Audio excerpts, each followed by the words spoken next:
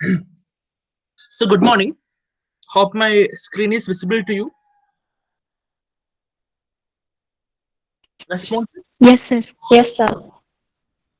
So today we will learn about the bolted connections.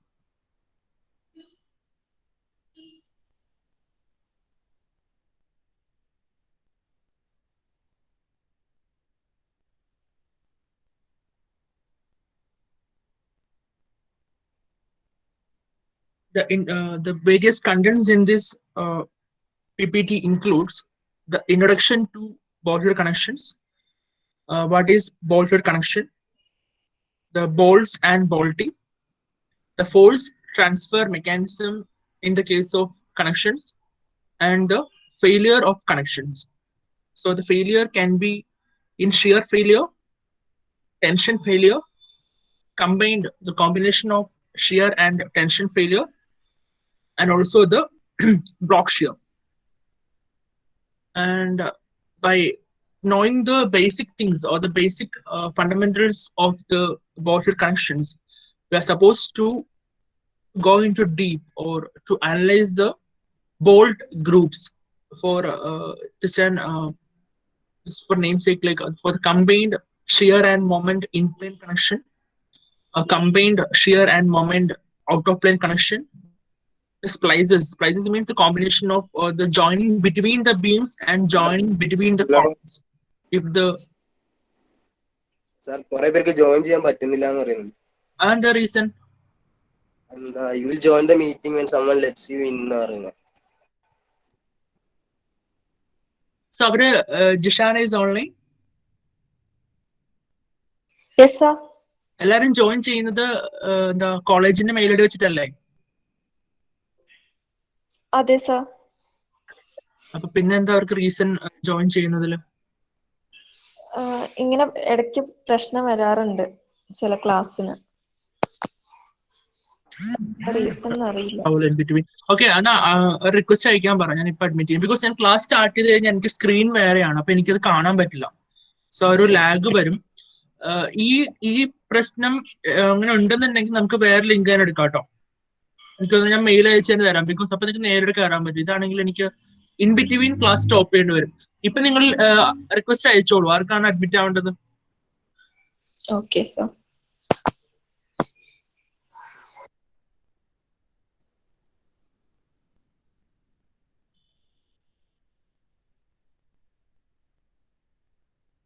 എനിക്ക് request ഒന്നും വരുന്നില്ലല്ലോ admit ചെയ്യാനായിട്ട്. 35 entries are there.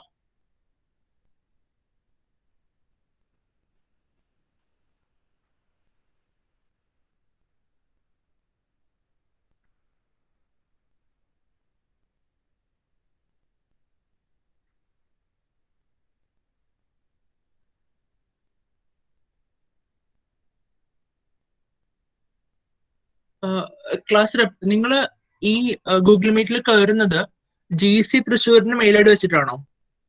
@GCTCR ആണോ? Yes sir. എല്ലാവർക്കും മെയിൽ ഐ ഡി ഉണ്ടോ? എനിക്ക് തോന്നുന്നു നിങ്ങൾ കയറാൻ നോക്കുമ്പോ നിങ്ങൾക്ക് കുറെ ലിസ്റ്റിംഗ് ഉണ്ടാവും. മൊബൈൽ വഴിയാണെങ്കിൽ മൾട്ടിപ്പിൾ ലോഗിൻ ജിമെയിൽസ് ഉണ്ടാവും. കൃത്യമായിട്ട് കോളേജിന്റെ മെയിൽ ഐ ഡി എടുത്താൽ മാത്രമേ കയറാൻ പറ്റുള്ളൂ. അതായിരിക്കണം നിങ്ങളുടെ ട്രബിള്. അങ്ങനല്ലേ? ആരെങ്കിലും ലേറ്റ് ആയി കയറിയാലും കേറിയുണ്ട് സർ അവര്. അപ്പൊ അത് കയറാൻ പറ്റുന്നുണ്ട്. It's not trouble, right? I'll continue my session. Okay, അത് ചെക്ക് ചെയ്യണം കേട്ടോ എന്തായാലും. ബിക്കോസ് അല്ലെങ്കിൽ ഇൻ ബിറ്റ്വീൻ ട്രബിൾസ് ഉണ്ടാവും faculties. Okay. So the beam and column splices, I told, it's a joining between the beams and joining between the columns. If the length of member is not sufficient, then the connection between the beam to column, the major connection, then beam to beam connections, then the truss connections, and also the fatigue behavior, something in depth. And to introduce the topic, the connections are designed more conservatively than members because they are more complex to analyze and discrepancy between analysis and design is large. So when we think of a steel building, we are supposed to design the beam, column, foundation, and also the connection. Suppose uh, when you think about the failure, because as a designer, you should also think about the chances of failure. So if if under very severe load, if the steel building is going to fail, a failure in beam will be a local failure. It's very important. This failure in the beam will be a local failure, and then comes the failure in the connection, and the failure in the column is a major failure, because when you think about the load transfer mechanism between the structural elements, the load on the slab will be transferred to the beams. From the beams, the load is transferred to the column through the connections, and the entire load of the building is taken by the column. So if a column is failing, the column is the ultimate member which takes the entire load. It is the foundation at last, but still, before taking into the foundation, the column is the structural member taking all the loads acting on the building. So a failure in a connection, in the case of failure in connection, is more severe than the failure in the beam. That's why we are designing the connection are more conservatively. Conservative means, suppose the connection may take a moment of 100 kilonewton, but we will design it only for 50. That means there is a 50 safe side for the connection. So designed more conservatively than members, because they are more complex to analyze. Also, the analysis is very complex. The steel building can be analyzed by STAAD, ETABS, or SAP, any modeling software. But the connection design is the more critical or the challenging design part to the steel engineer. On the other hand, in the RCC building, there is no specific connection type actually, or the connections need not to be well designed. By providing some the steel detailing, the connection will take the load. But in the case of steel structures, the steel designers, for the steel designers, the connections are the challenging one. So that's why we are taking a more conservative design for the steel connections. And in the cases of overloading, I told you, if a heavy load is acting, the failure in member is preferred to failure in connection. I told you the reason, because the beam failure will be a local failure. When the connection fails, it will be a major failure. And also, the connections account for more than half the cost of structural steel work. So it's a major point. Connections contribute, or connections take the major cost of the steel structural work. So it has to be adequately and economically designed. The connection design is also having some influence over member design. It's a very important point. Uh, I will tell you. Like, do you know the difference between the fixed connection as well as the pin connection, or the hinge connection? Anyone?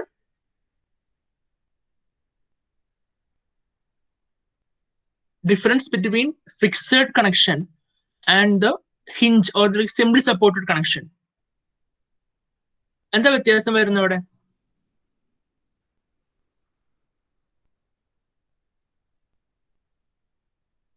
Okay, the difference is that the simply supported connection or simply supported ends is having zero moment. That means the support won't take any moment. But in the case of fixed connection, the support will take some fixed moments. So based on so in the case of the fixity, there will be less transfer of load to the beams, and in the case of simply supported connection, the beams are supposed to take the load by itself. So the connection design, that means the type of connection, whether it is fixed or semi-rigid or very hinge connections, has got the influence over the member design. And also, similar to members, connections are also classified into different types. We can do it through the rivets. I told you what is rivet, bolt, and also the weld. And we have to follow the codal provisions for the design of every connections in the steel structure, IS 800/2007. So to start into the what are the various type of connections in the connections that happens in the steel structure. So one major connection is the concentric connection. You can clearly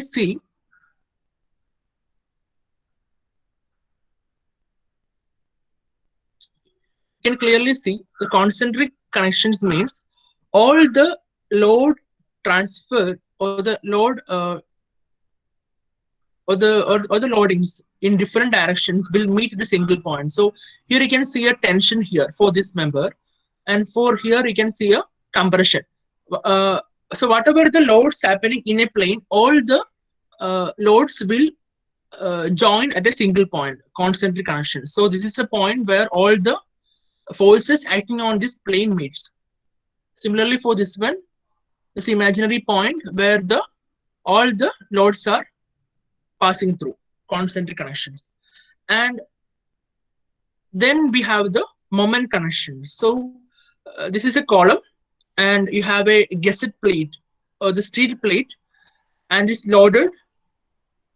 When it is loaded, the load acting on the steel plate will tend, the load will tend the steel plate to bend.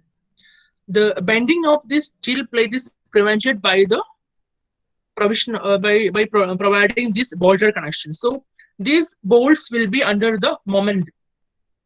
Okay, so these type of connections are called as this is called as in-plane moment connection, because the moment as well as the loading all happens in a single plane. In this case, the same thing, but connection is different. The connection here, the connection is made on the flange web of the column, and here the connection is made on the flange portion. So to make it more clear, here in this case there will be moment plus shear force. That means there will be a force to cut off the bolt into two. There will be moment plus shear force in the case of in-plane moment connection. And in the case of out of plane, here this is the loading plane, and the moment will be like in the perpendicular plane. So in the out of plane connections, the bolt will be subjected to moment as well as the tensile force. So there will be some forces which tend to elongate the bolt. So the difference between in-plane moment connections and the out of plane moment connections. And also there are various other types of forces happens in the bolt, including the shear force. What is the shear force? Shear force is basically the force which tends or which tends to shear a member, shear a material. So in this case, you can see here the bolted connections are used to join two steel plate, right? So if you consider a single bolt, and as you can see, one plate is here and one plate is on the top, and both are pulled apart. The bolt is actually joining these two plates. So once the applied force is very high, the bolt will tend to shear. That means to cut into two halves at the joint point. We have two bolts here, so it will be more stable. So the bolt will be subjected to the shearing force here to make into two parts. It is called as the single shear. That means the cutting or the shear force is happening only at a single section. Very important. In the case of double shear, it's very clear. Here, the idea is to join three plates: plate 1, plate 2, and plate 3. And similarly, we are pulling apart the plates, and the plates are joined by the bolted connection. Here there are two shearing points, the joining between the plate 1 and plate 2. One is this point, and between the plate 2 and plate 3, 2 points. So every bolt is subjected to two shearing points. It is called as the double shear. So single shear and double shear. And regarding the connections, one plate over another plate is called as the lap connection. And if you want to join three plates, we'll go for the butt connection.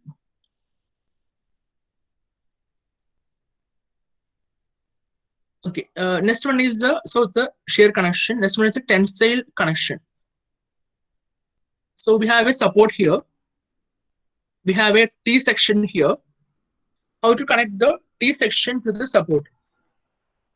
We are joining the T section to the support also by bolt, but in this case, the bolt will be subject to elongation. There is no shear force on the bolt. Instead of that, we have the elongative force or the tension force on the bolt.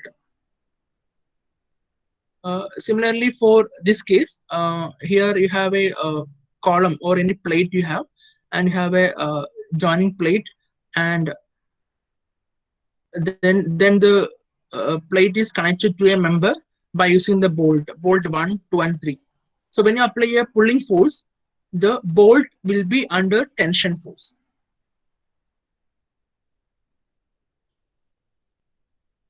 So regarding the bolts grading, we have mainly three types of bolt grades. That means based on the strength. One is grade 4.6, one is grade 8.8, and one is grade 10.9. So how we are designating this value 4.6? So the grade 4.6 means the first value 4. 4 is the 4 into 10. It is the ultimate strength. So Fu is equal to 40 kilogram force per mm square. Is equal to 40 is equal to 400 Newton per mm square, because kilogram force is Newton. So into 10 will come. So 400 Newton per mm square is the ultimate stress for grade 4.6 bolt. And then this 0.6. So the yield stress Fi is equal to 0.6 into 40. So it's equal to 24.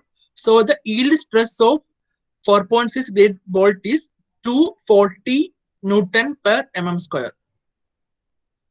There are various types of bolt, including the black, tamed and fitted, and the high strength friction grip. The different bolts in detail include the black bolt. They are usually of grade 4.6. They are made snug tight. That means they are hand tight. We don't need some specialized instruments or any other apparatus to tight the bolt.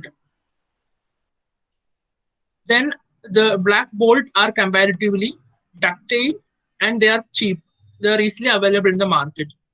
And the black bolts can withstand only static load, very important. So it cannot be used for any load which is subjected to dynamic in nature, like the wind load, which is always changing, or the earthquake load, which is vibration.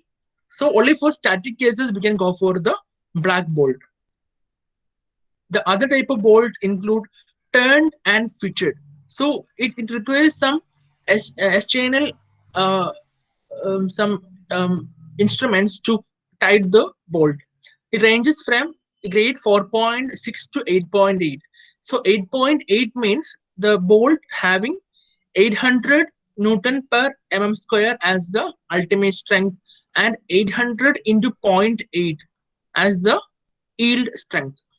So these bolts are close tolerance drilled holes, and they have the 0.2% proof stress. This is the steel property.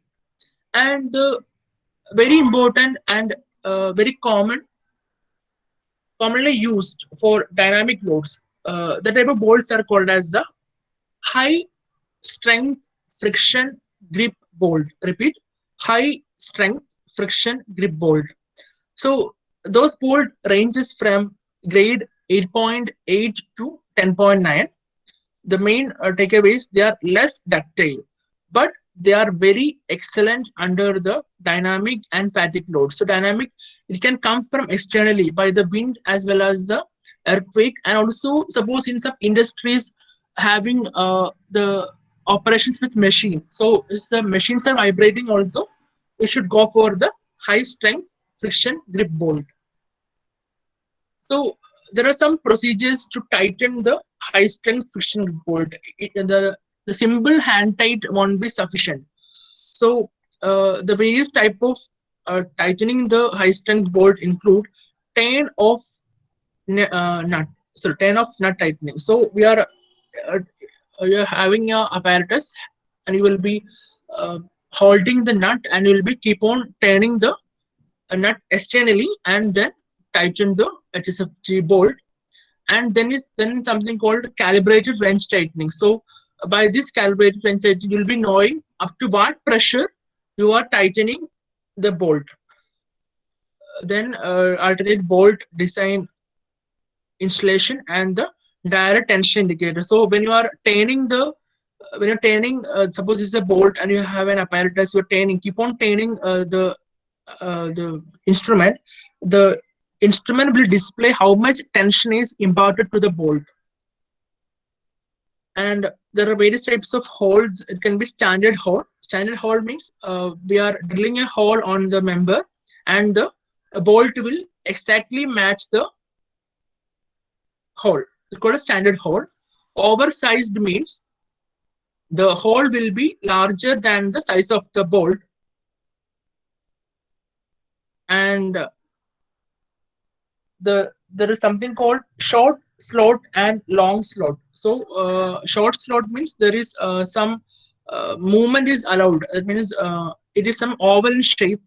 Some movement is allowed for the bolt, and for long slot, some more movement is allowed. So how the loads are taken by the high strength friction grip bolt is very important. You can see the way by which the force transfer mechanism happening in the bearing connection and the friction connection. So first take the bearing connection, which is a simple bolt. So in this case, we want to join two plates. The plate 1 is here and the plate 2 is here. So we will be joining the plate 1 and plate 2. We have already drilled the hole. We will be placing the bolt into which we tighten with nut. So assume that maybe this end is fixed, and we are trying to move the plate 2. So when the plate 2 is trying to move, the plate will exert a pressure, a bearing pressure on the perimeter of this bolt. So you can see here, when the plate is trying to make a move, it will exert a bearing pressure on the bolt, and similarly this pressure is transferred to the plate 1 from this portion where the plate 1 is joined with the bolt. So mainly the bearing connection is a common, the bearing mode of force transfer mechanism is a common mode of force transfer mechanism in the case of bolt. And in the case of friction connection, so that is what about the high strength friction grip bolt. Here the force transfer mechanism is little bit different. So on comparison with the first one, we will be tightening more the bolt. So the bolt is more tightened. So what will happen is that, suppose this is plate 1 and this is plate 2, tightening the bolt more and more, so that the plate 1 and plate 2 will be very tight. That means when you tighten the bolt more, the plate 1 and plate 2 will be very tight, intact. So before transferring the load from the plate to the bolt, there will be frictional resistance between the plate 1 and plate 2. So this as they are closely located, there will be friction resistance between plate 1 and plate 2. This is the major force transformation or the major force transfer mechanism in the case of high strength friction. The word indicates high strength friction grip board. So once the friction between the plates are lost, then it will behave as a bearing connection. That is very clear. So first friction between the plate, provided we are tightening it enough so that the friction is developed, and once the friction is lost, then it will simply act as the bearing connection. So now we'll go to the previous slide. That's why in normal cases the bolt hole size should match the bolt, then only there will be bearing stresses. But in the case of high strength friction grip bolt, we can go for a larger size of hole, because initially the load transfer will be between the plates as frictional force. Once it's lost, then the bolt will move towards the hole, and then it will exert a bearing force. Clear? So by making the friction grip bolt, you can go for the high dynamic loads, because friction force is very high, and it won't allow the bolt to move a bit for the initial loading. That means that will be very intact. But in the case of normal bolt, the initially there will be some bearing stress will happen on the plate, and there will be some deformation happening. So that's why we are preferring the high strength friction grip bolt, so that there is zero movement on the bolt. It's not triggered for you. And also we have the various failures of connection. So I told you regarding the shearing of bolt. So to find the shear force of the bolt, so PS is the shear force that will be taken by the bolt is equal to PS into AS, where PS is the shear strength of the bolt and AS is the area of the shank. So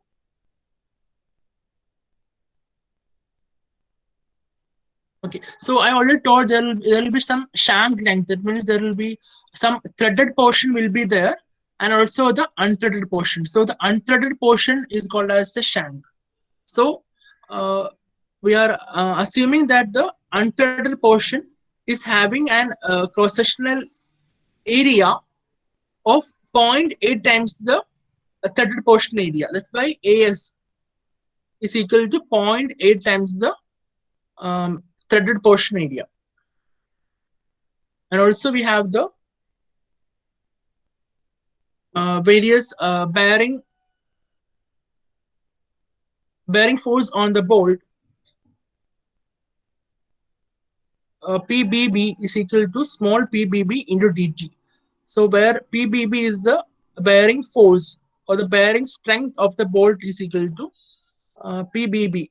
That's a bearing stress of bolt into D into T, because you can see here.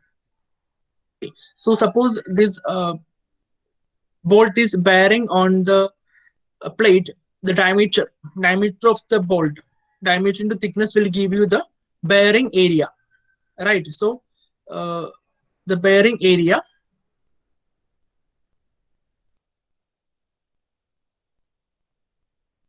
so D into T will give you the area, bearing area, into the bearing stress will give you the bearing strength of the bolt.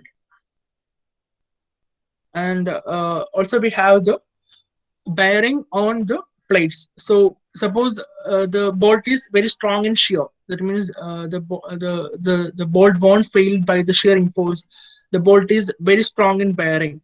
Then there is chance of the bearing of the plates. So then we have to find the bearing of plates. PBS is equal to small PBS into D into T, where PBS is the bearing stress of the steel plate into diameter into thickness of the steel plate. Okay.